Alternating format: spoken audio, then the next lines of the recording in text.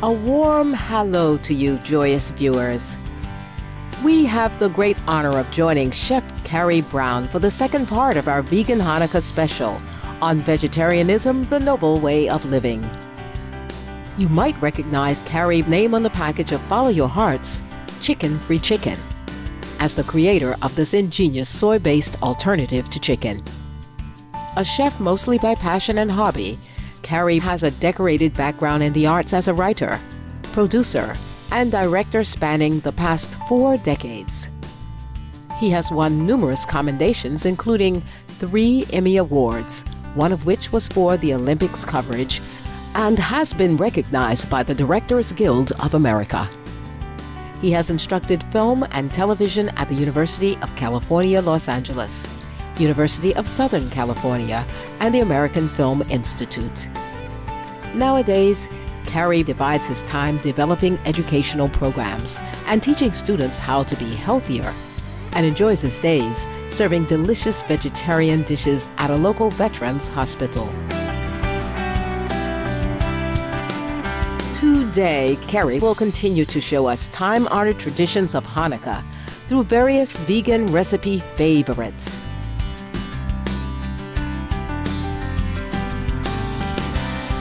Hanukkah is a holiday for kids. It's a joyful occasion. It's a time of celebration. Now, you'll notice that all the recipes we're cooking today have oil in them. There's a reason for that. The holiday remembers and symbolizes the oil lamp which burned in the temple, the second temple, about 2,500 years ago. And there was a miracle that occurred, and that miracle was the oil lamp was supposed to last for 1 day, and it lasted for 8. And that's the miracle. Let's now step back into the kitchen to make leek latkes and broccoli and cauliflower latkes. And of course, we can't wait to taste the vegan feast. Broccoli and cauliflower pancakes, or latkes is the Jewish term for it, are really very good and certainly very delicious and a lot lower in carbs than a potato one would be. You start out with a head of broccoli and you cut it off, break it off, and drop it right into the bowl.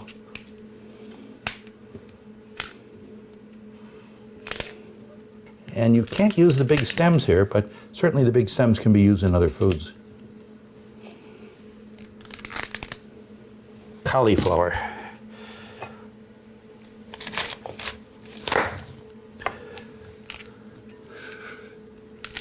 And we're only cooking these things long enough so that they're soft.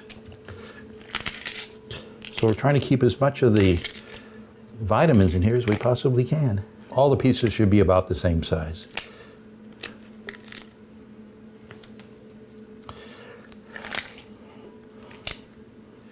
And we have a bowl of broccoli and cauliflower. Okay, and into the water it goes. We'll bring this to a boil and let it cook only until the vegetables are soft. That should be no more than 15 minutes.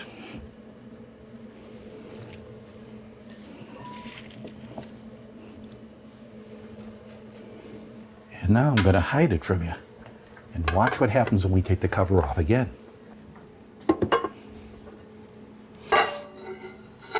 Nice and soft and ready.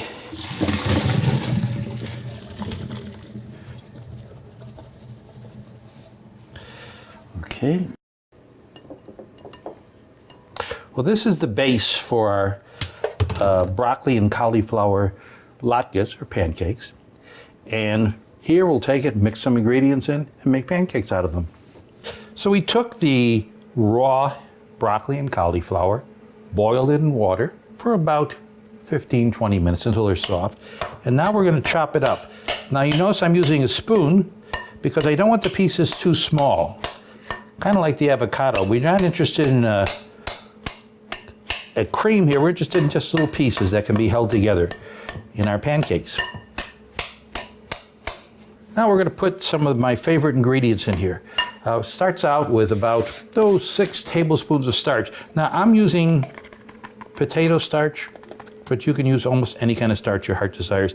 Even though the outside of this package says cornstarch, it really is potato starch in here. And about a half a cup of matzo meal. Now, matzo meal is matzahs which have been cooked, and then once they're cooked, they're broken up, ground up, and they become matzah meal. You can also use whole wheat flour, works just fine. Ooh, half a teaspoon, 6, 7, 8, 9, and 10 of salt. And I'm using this fun salt, this pink stuff, and from Himalayas, and the same with pepper, about 1, 2, 3, 4, 5, 6, 7, 8, 9. That's about a quarter teaspoon. Okay, and we mix it all together. Now we're going to let this cool down a little bit, and once it's cool and thoroughly mixed, we'll start frying it and make pancakes out of it. Now this is one you can make the day before, have all the ingredients ready, and just fry them right before you serve them. And that's it. We'll start frying in just a few minutes. Let it cool. Okay, these are leeks. These have already been cleaned and washed. And we're going to cut them into about 6-inch pieces. These are pretty tough vegetables, so we're going to have to steam them before we can actually use them. Now you notice we're only using the white part of the vegetable. This has the most flavor and the most interest in it. You know, on the holidays of Hanukkah, you light candles for 8 days. And each day you light a candle. One of the children says a prayer, and they get a gift. Now in our house, this was kind of fun because you got 8 gifts, and the gifts were sometimes things that you'd not want in 100 years, like a pair of socks. And sometimes they were really neat gifts, like a microscope or a toy or some kind or other. But my parents used to wrap them in different size boxes, and you never knew what was in the box. So it was one of the jobs you had was to choose which of these gifts you would want. And my parents always had this saying. They said, the biggest box does not always have the biggest gift. And the smallest box doesn't always have the smallest gift. And every single time we'd go for the big box, and every single time it would be a pair of underpants or something. The thing I wanted least in the world at that moment. Okay, I'm going to drop these into boiling water. Okay. And they're just going to be here for a few minutes to soften up. We're not really cooking these, we're softening these. Okay, now, I'm coming back and doing some shallots next. Okay, shallots, 1, 2. We're just going to chop these up and then fry them. Frying them brings out some flavor and also cuts a little bit of the top note of the shallot. Makes them taste better. Of course, shallot is a combination of an onion and garlic, and a very popular vegetable. Okay, and we're going to chop these up real finely cut.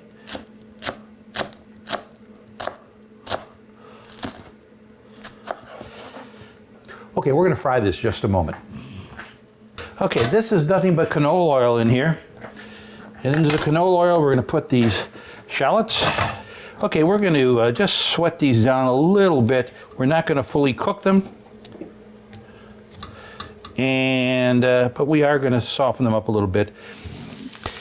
Okay, onions are off. I added a little garlic just right at the end because you don't want the garlic to get too much, it gets bitter.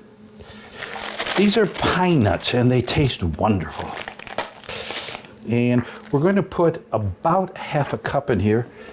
And all we're doing are these, we're just going to brown them.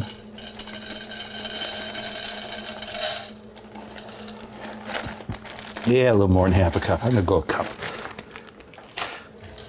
Again, they're cooking for a few moments and getting lightly browned. And the idea is not to burn them, not to get them real dark, not to cook them, just to toast them. Now, please be careful because pine nuts not only are expensive, but they're burned very easily. Again, there's no oil in this pan. It's a non-stick pan. That's why they're moving around so much. Yeah, you can see the brownness now as it comes out. There's getting browner and browner. And we're going to turn this off right now. We don't want it too brown. We can come back to the sink over here. We're going to take the leeks, which have been cooked, or actually steamed, and just dump out the liquid into a colander.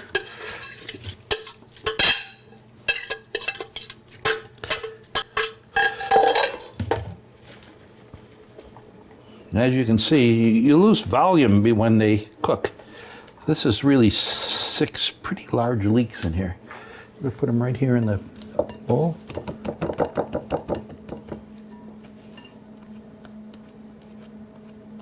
Okay. Let's go back to the table and start adding the other ingredients. Okay, here we're adding the onions and garlic. Okay, next we'll add the matzah meal. Again, you can use flour for this. Again, we're going to use about 1/2 cup. That's about right.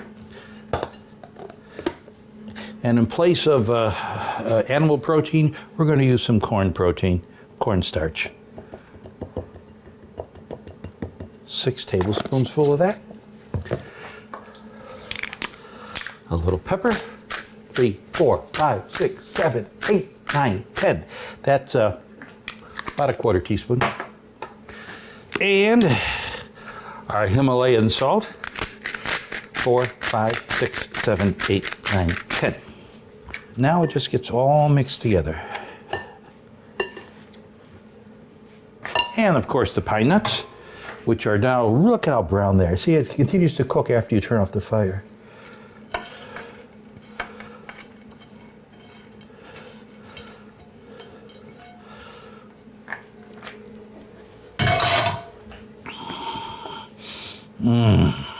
Doesn't that smell wonderful? This is vegan Parmesan cheese. It's actually made out of walnuts. It's very, very good. And it adds a lot of flavor. We're going to add about 1/2 cup of this. There we go. And mix it all together. Vegan Parmesan is made without dairy. And it has a remarkably similar taste to Parmesan cheese. And there you go. So now we start the frying part of our adventure.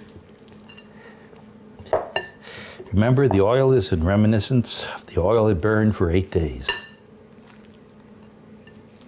Instead of 1, when the miracle occurred. We have 2 kinds of pancakes to fry, latkes as we call it. This is the leek latke, and I like them fairly large, so I'm going to do a fairly large one. Do a couple of these. Use your hands. You can also just drop by the tablespoon into the pan if you like. There's one.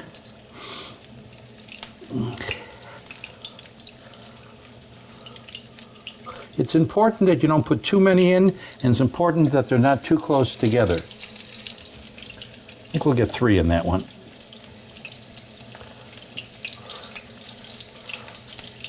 You will be amazed how sticky it is. All this stuff just holds together beautifully because of the potato starch or the corn starch or your choice of starches.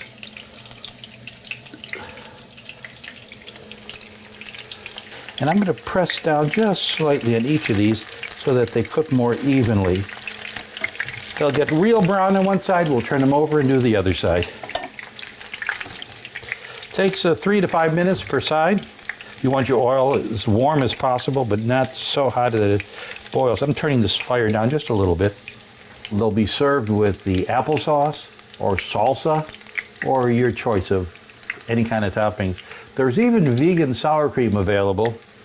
You can also use melted margarine on them or just eat them and enjoy them, which is the way I do it.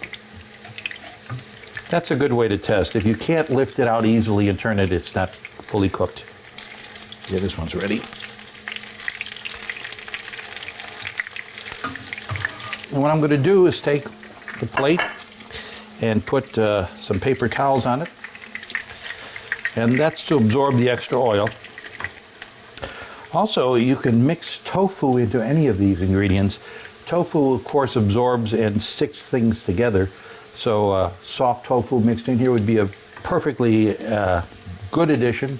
It will also add some additional protein, and that would be a good thing. I find these seem to work better as when you make them about the size of a walnut, maybe a little small walnut or a small lime.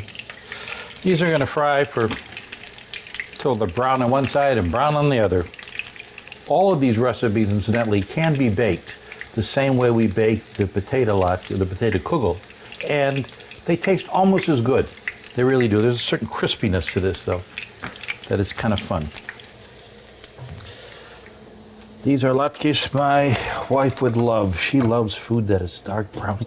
Now, if we do more and more of these, we just pile them up on top of the paper towels. We're going to start the second ones now. Okay, and fresh pan, fresh oil.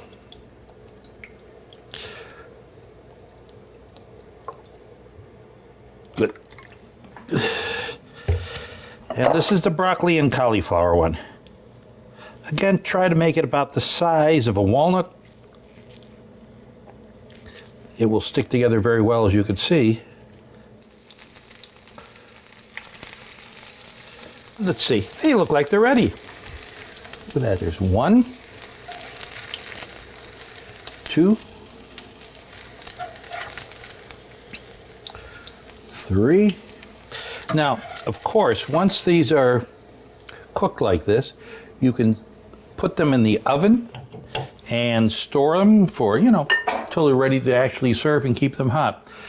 But be sure you blot them real well. Okay, let's go to the table and put all of our food out and have ourselves a little party. Okay, here's our kugel, potato kugel. Slicing, slicing, slicing, slicing, slicing. Let's see. Hardest one to always get out is the first one. After that, it's easy, right?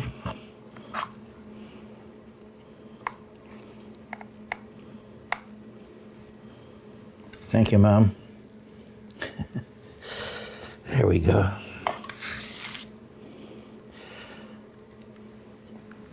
Whoa.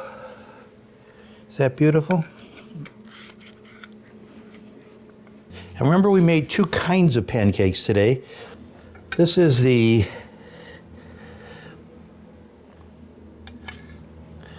leek pancakes. So we have leeks and we have cauliflower pancakes. They're both really good and delicious.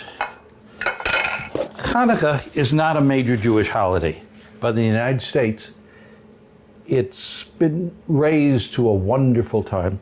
Children love it. It's a time we give gifts, a time we rejoice, a time we bring family together. It's a good holiday. Hanukkah is just for joy. Now, the way you light the candles is that you have a total of 8 candles. 1, 2, 3, 4, 5, 6, 7, 8, and a shamus. That's your 9th candle. So you take the shamus candle and you light it and you say a prayer. Okay.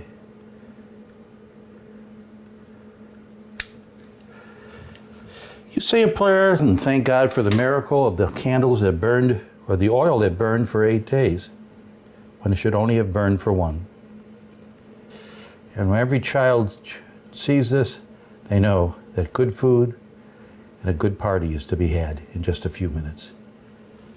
Normally, the youngest child in the family says the prayer, the youngest one who's old enough to know the prayer, and it's a blessing. It's thanks for the light, and thank you for the love, and thank you for life.